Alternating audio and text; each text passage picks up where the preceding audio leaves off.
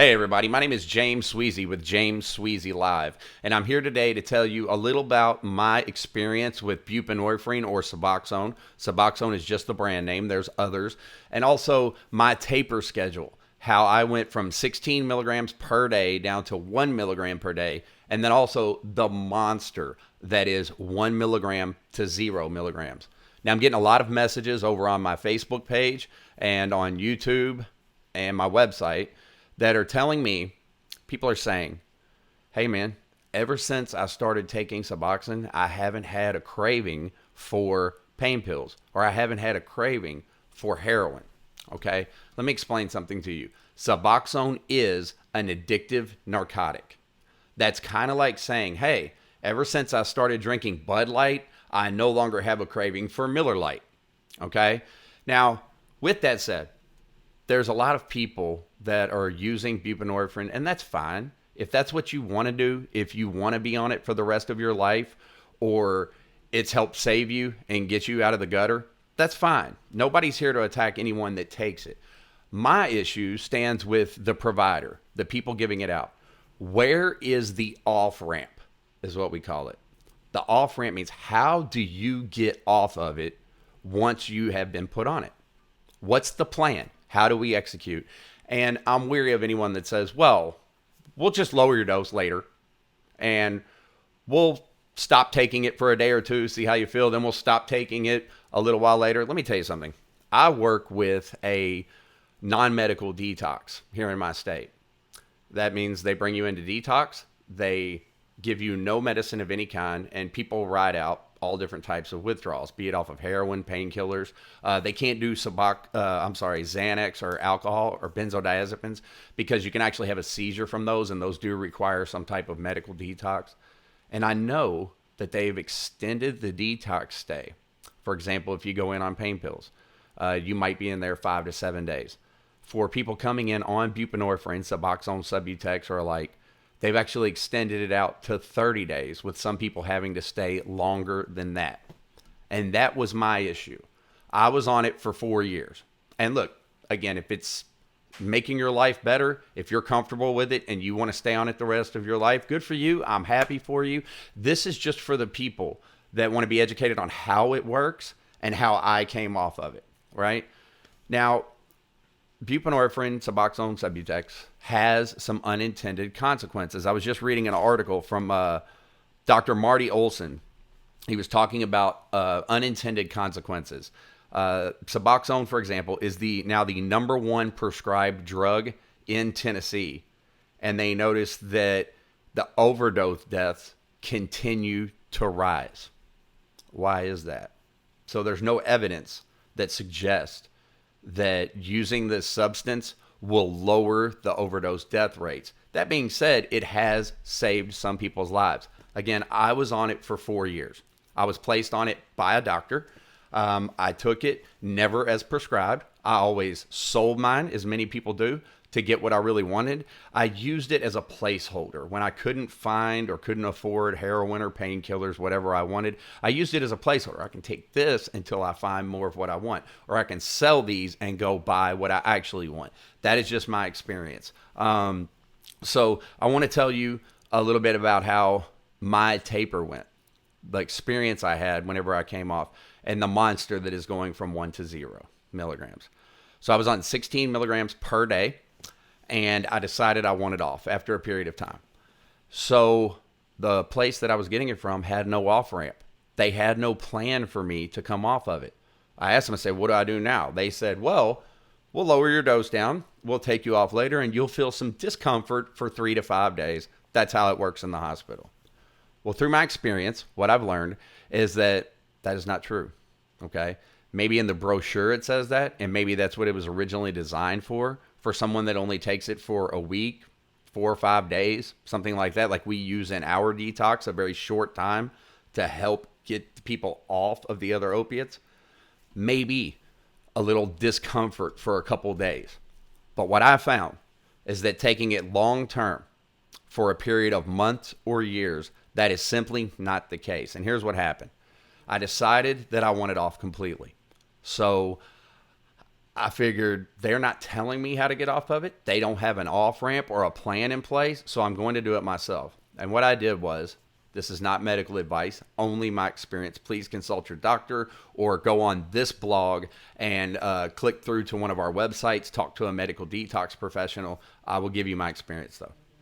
So I take my 16 milligrams and I decided I was going to take off work for 11 days. But I planned this out. This is all about planning. I say, I'm going to take off work for 11 days and tell them I was going out of the country. I lied about it. Since the doctor said 3 to 5 days of discomfort, 11 days should be plenty to get me off of it. So leading up to the vacation time I was going to take from my job, I started lowering my dose. And what I did was take 8 milligrams in the morning, and then I went on to work. And I just decided, like, I'm going to see if while I'm at work, am I going to feel any different? Do I actually get sick? Do I start to feel the sweats? Am I dope sick? Was the big question I was asking myself that full day. And it never came. But what I did was I took the 8 in the morning, went on to work, and then I took 8 at night. In my mind, the psychological trick I was playing on myself was that this is still 16 milligrams a day. I just spaced it out a little bit, so I shouldn't get sick. What I did is I did that for a couple days, 8 in the morning, 8 at night.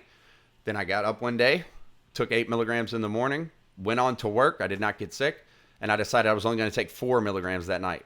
I lowered the nighttime dose by half. And I always kept it there in my drawer, in my pill bottle, or in my pocket when I went to work. My thought was, if I get sick, I still have it. I'm just going to try this, though. So I took the 8 in the morning, took the 4 at night, went on to bed, woke up the next morning.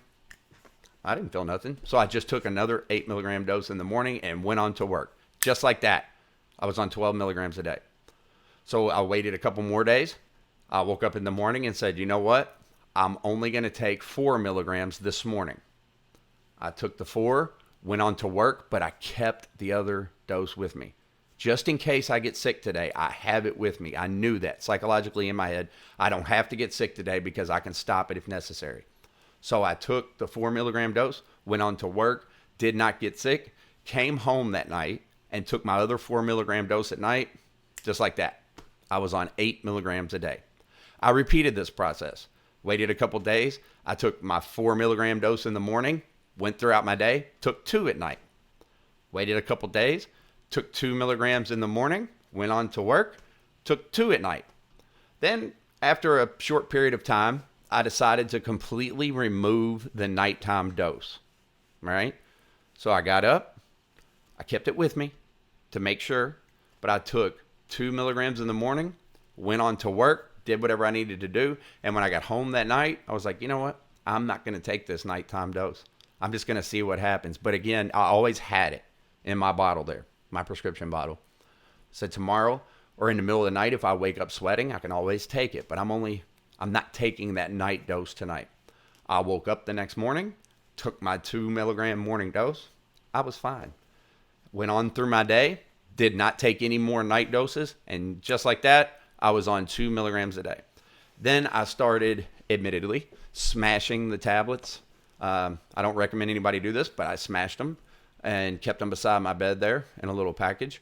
And what I would start doing is waking up in the morning and see how little I could put under my tongue, under 2 milligrams. I would just dip my pinky fingernail in it, put a little sprinkle under my tongue.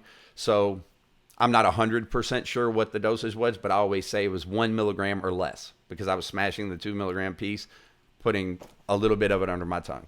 And I talk to a lot of people that have done the same thing. I talk to a lot of people that are in the same place where they say, I'm down to just dust a day, but I can't break it. I'm going back to the off-ramp.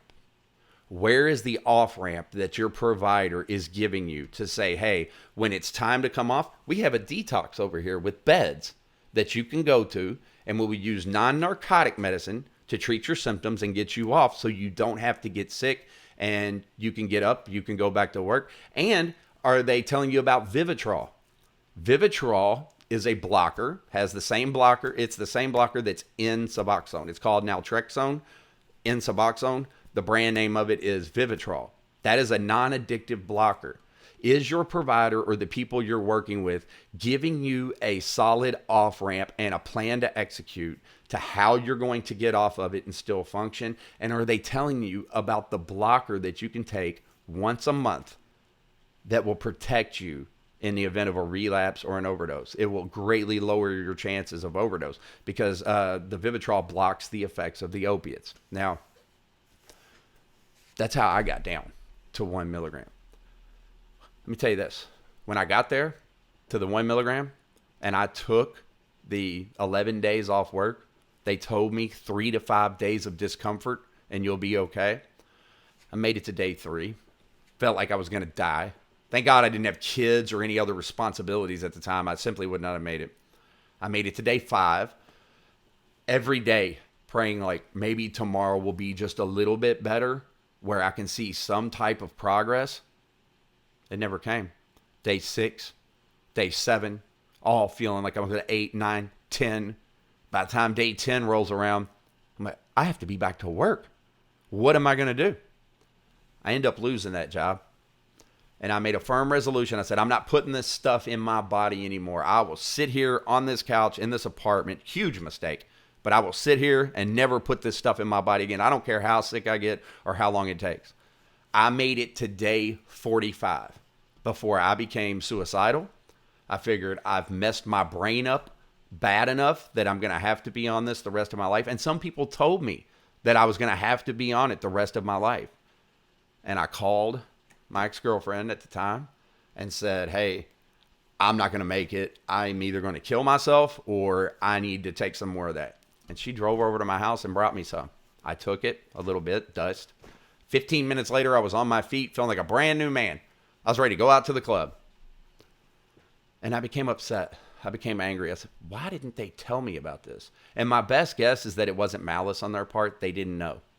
These providers are reading instructions off of a brochure and saying, oh, 3 to 5 days. That is not the case if you take this long term. So, how does a medical detox work? I can get more into that later, but a medical detox, we use buprenorphine. We use Suboxone in very small doses for a few days, taper you down, walk you off. And there's a lot of them out here to do that. It's not just us. And taper you down, walk you off, and then use non-narcotic medicine, chiropractors, acupuncture, massage therapy. We use a number of things to treat your symptoms the day after you come off. And people that are walking out of at least our detox, I can't speak for anyone else's, people that are walking out of our detox feel great.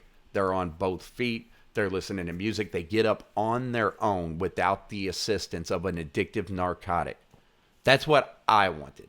That's not what everybody wants. Some people want to remain on it because they don't feel comfortable, and that's fine. Again, this information is just here for people that are considering using it or that have found themselves stuck on it for a long period of time and nobody has given you an off-ramp. To learn more about why this substance is so addictive and why it's so hard to get off of, you can look down in this blog right here. After you read this blog, there's links down here to another blog and another video that I did about low dopamine in the brain. I actually drew a chart on a dry erase board and explained how the phenomenon of craving works and explained why was I trying to get off of all this stuff. And I was using the buprenorphine, Suboxone, Subutex, whatever you want to call it. I was using that, but why was I still going out and drinking? Why, when I finally did get off of it, did I continue to drink alcohol? All because of low dopamine in our brains that has to be corrected another way through 12-step recovery, therapy, exercise, diet, helping other people. There's a number of different ways to do this to help to work with that imbalance in your brain. All that's described in my other blog that you can find a link to down at the bottom of this one. Until next time, guys, be safe and good luck.